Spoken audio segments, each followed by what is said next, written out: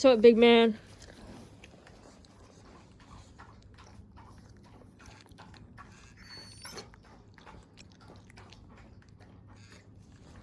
Sup, big man. Sup, Candy. Reading the Bible and chewing some gum. I did not read the Bible last week. I just have to be just completely honest. I took a break from the Bible, just being lazy. Nothing about it, just did not read last week. And that's it. Today, we are officially beginning Exodus. Exodus 1. Because approximately 2 weeks ago, we read the end of Genesis. I'm gonna read this introduction. Okay, I want to see something. I want to see if I could read the Bible for 1 hour today. That's the plan. Stop the timer at 1 hour. This is what I look like. It is cold outside. It's the middle of summer. There's pollen outside. And there's dog hair in the air. So I put on a ski mask because it's pretty cold outside. Keeps my nose very warm. And I got chewing gum. It's very nice. Not sure how much of my face that you saw in that. Time to read. Okay, book study outline. I'm not reading this out loud. Oh my gosh. I will silently read to myself. How about that? Well, at least this one page.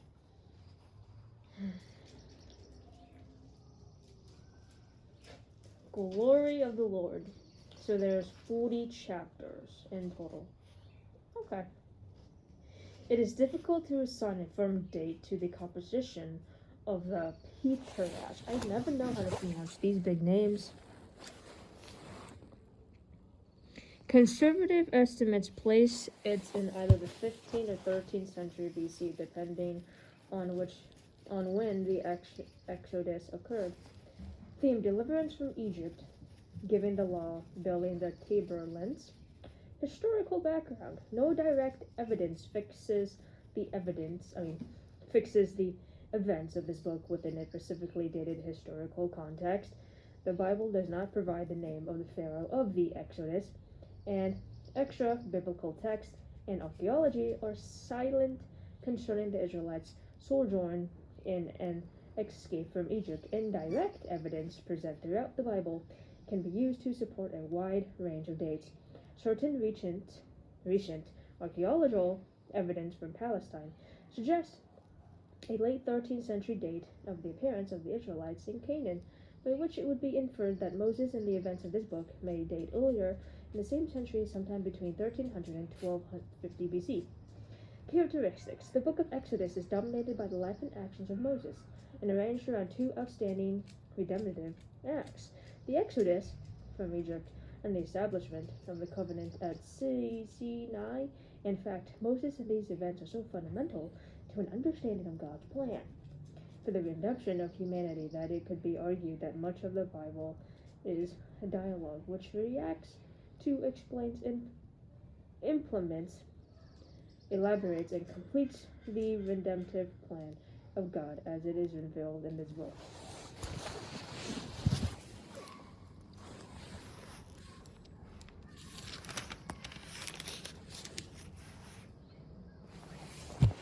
Exodus, the Israelites oppressed. These are the names of the sons of Israel who went to Egypt with Jacob, each with his family: Reuben, Simon, Levi, and Judah, Issachar, Zebulun, and Benjamin, Dan and Naphtali, Gad and Asher. The descendants of Jacob numbered 70 in all. Joseph was already in Egypt. Now Joseph and all his brothers and all that generation died, but the Israelites were fruitful and multiplied greatly and became but the Israelites, and became exceedingly numerous, so that the land was filled with them. And then a new king who did not know about Joseph came to power in Egypt. Look, he said to his people, the Israelites have become much numerous for us. Come, we must deal skewerly with them, or they will become even more numerous.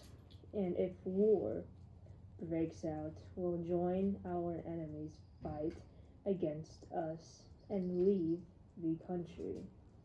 So they put slave masters over them to oppress them with forced labor. And they built Pithom and Ramesses as store cities for Pharaoh. But the more likely they were oppressed, the more they multiplied and spread. So the Egyptians came to dread the Israelites and worked them ruthlessly. They made their lives bitter with hard labor and brick and mortar and all the kinds of work in the fields. In all their hard labor, the Egyptians used them ruthlessly. The king of Egypt said to the Hebrew midwives, whose names were Shiphrah and Puah, "Will you help the Hebrew women in childbirth and observe them on the delivery stool? If it is a boy, kill him, but if it is a girl, let her live." The midwives, however, feared God and did not do what the king of Egypt had told them to do. They let the boys live. And then the king of Egypt summoned the midwives and asked them, "Why have you done this? Why have you let the boys live?" The midwives answered Pharaoh, "Hebrew women are not like Egyptian women. They are vigorous and give birth before the midwives arrive." So God was kind to the midwives, and the people increased and became even more numerous. And because the midwives feared God, he gave them families of their own. Then Pharaoh gave this order to all his people: "Every boy that is born you must throw into the Nile, but let every girl live." The birth of Moses.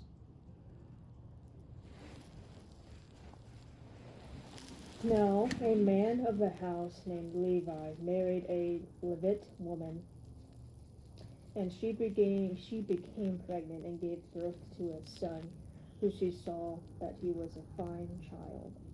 She hid him for 3 months, but when she could hide him no longer, she got a papyrus basket for him and coated it with tar and pitch.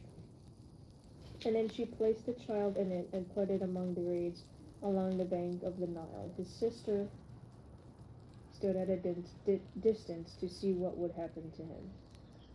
And then Pharaoh's daughter went down to the Nile to bathe, and her attendants were walking along the river bank. She saw the basket among the reeds and sent her slave girl to get it. She opened it and saw the baby. He was crying. She felt sorry for him. "This was one of the Hebrews' babies," she said. And then his sister asked Pharaoh's daughter, "Shall I go and get one of the Hebrew women to nurse the baby for you?" "Yes, go," she answered, and the girl went and got the baby's mother. Pharaoh's daughter said to her, "Take this baby and nurse him for me, and I will pay you." So the woman took the baby and nursed him.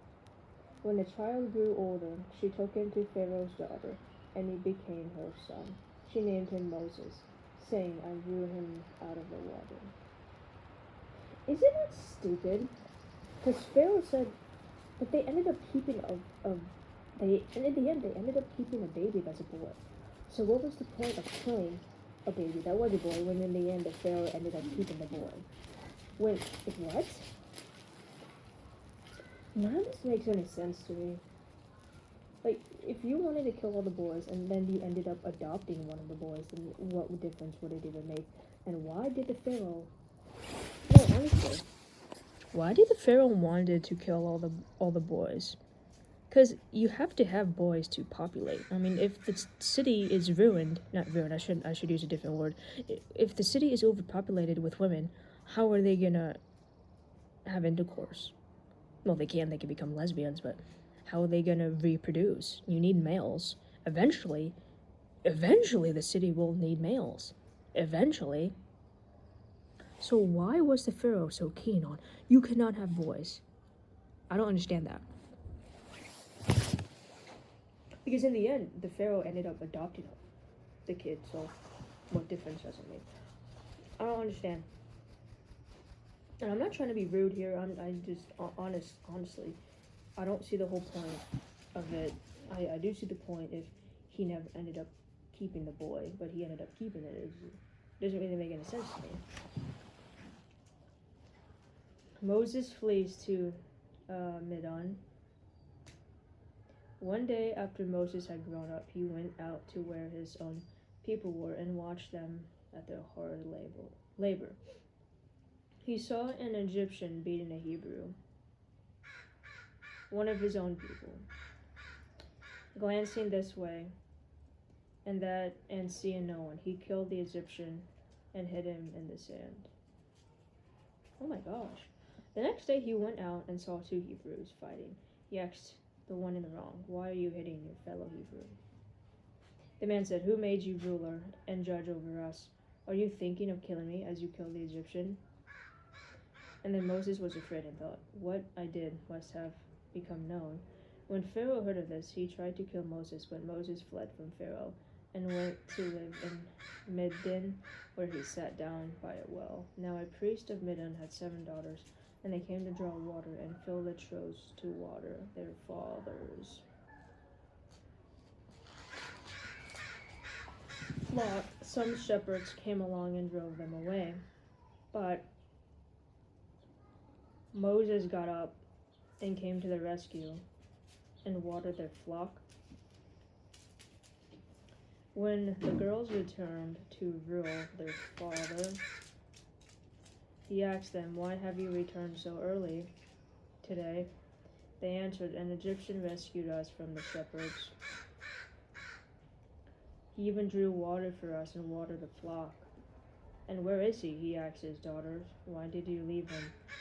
Invite him to have something to eat." Moses agreed to stay with the man who gave his daughter Zipporah to Moses in marriage. Zipporah gave birth to a son, and Moses named him Gershom, saying, "I have become an alien in a foreign land." During that long period, the king of Egypt died. The Israelites groaned in their slavery and cried out, and their cry for help because of the slavery went up to God.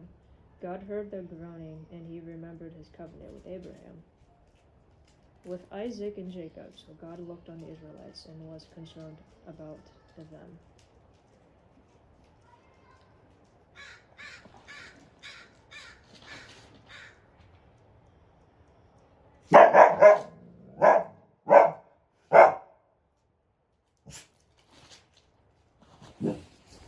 I'm going to answer these questions. Candy, stop it. Hey. I'm going to answer these questions right now, silently to myself. I have a headache, man. I've been having a headache all day today, all day yesterday, all day today. I think I'm going to cut it short. Man, I know I said I was going to read an hour, but my eyes have been burning all day yesterday and today. My health is... Oh, I'm having a bad week with my health conditions this week. A very bad week. My head is on fire right now. Oh.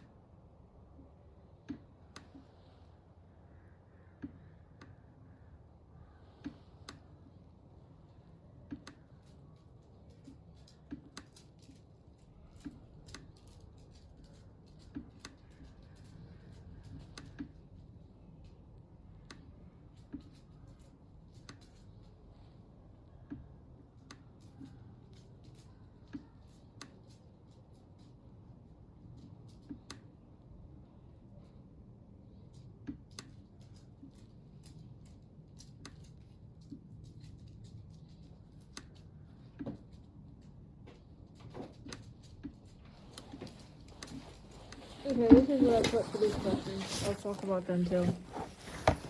Yeah, I think I have to go, man. My eyes are. I didn't want to read the Bible today, but I said today's Saturday. Why not? No, this whole week my health conditions have. I haven't had a good week with my health conditions this week. I don't know. This is what I put.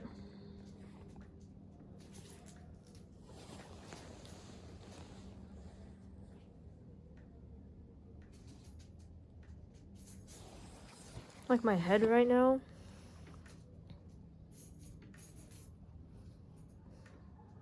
It hurts to open my eyes.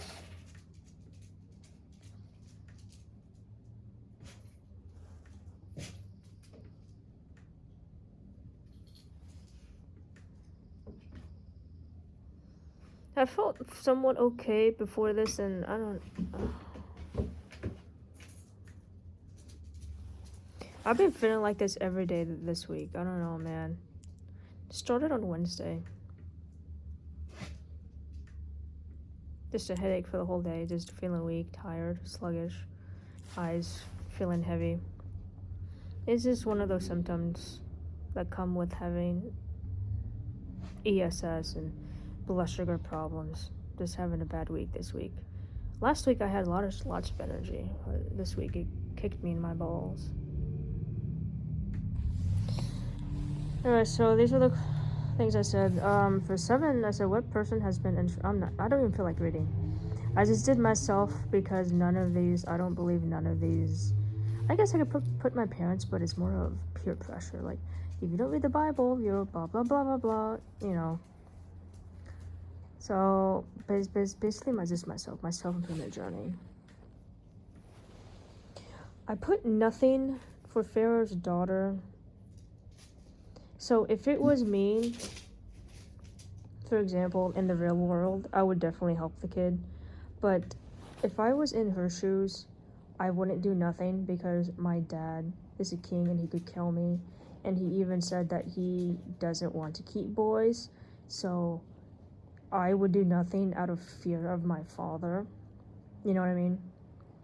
But if I, like, for instance, if today I seen a kid in a lake, which I most likely won't because I'm at home 24/7. But just hypothetically, if I would definitely do something. My first reaction would probably scream. And then I would try to get the kid out of the water and then call social services. And then set a search team for his mother. Probably not his mother because his mom was probably the one who threw him in there. You know, he probably doesn't want him. But I would definitely call 911. But if I was, like, hypothetically Pharaoh's daughter growing up in those times, I would do nothing. Just because out of fear of my father. Because he's a king, he could kill me. Back in those days, you don't want to disrespect the Pharaoh. No matter if he's your friend, his daughter, son, especially if you're a son. You know, because I know dads and daughters have a soft spot for one another. But when it's son and father, yeah, things happen. I would do nothing if I was in her situation. But if it happened in 2026, you know, in this day and age, I would definitely scream, ask for help. This group can pray for me next week to get better with my health conditions. My eyes hurt today. They just hurt. I think I have high blood pressure, but in my brain, I have a lot of pressure. I have hypertension in my brain, and I think that's what's getting me today. I'm not on any medication because I have no money. So this group can pray for me to feel better this week. Yeah, I thought I was gonna read an hour because I felt my headaches felt like it was going away. And I have a lot of things to do tomorrow, so I thought I'd read today. And I'm just not really feeling it right now. This is what I've been looking like the rest of the time I've been filming this video. Just reading Now a Man of the House. My eyes hurt, man. When I put on my glasses are somewhere. My eyes hurt even more, so I take them off. Yeah, this group can pray for me to get better. Not get better, but to permanently get better with my health conditions. Sometimes I get scared of I'm gonna go blind. Just because I see lines in my vision. I see stars in my vision, like sparkly dots. I see stars in my vision. I've always had those in my vision. Not always, not my whole life, but when I got first diagnosed, and the past couple days there have been a lot. There have been more than usual, more than usual. My head is very warm too. I don't have a fever. It's just that's just something that happens when you have hypertension in your brain. My face is very hot right now. And then yesterday, I almost passed out yesterday. I ate breakfast, and then somehow 30 minutes, about in 45 minutes, went by after I ate breakfast, and my blood sugar was 80. Yeah, when you eat food, your blood sugar is supposed to be above 100, but with my blood sugar, when I eat food, it does the opposite. My blood sugar goes down when I eat food, and then it goes back up again.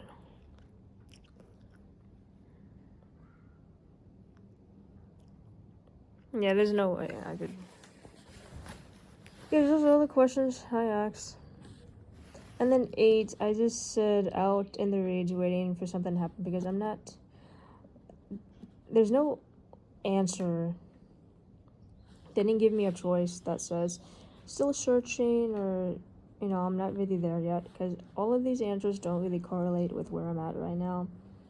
Because the reason why I'm reading the Bible is so I could become better and complete the Bible, because it's just one of those things where not a lot of people can say that they read the Bible out loud to themselves, especially when they're gay. And I'm not at the point where I believe in God. I'm not at the point where I believe the same as my parents. So that's why I just picked these two.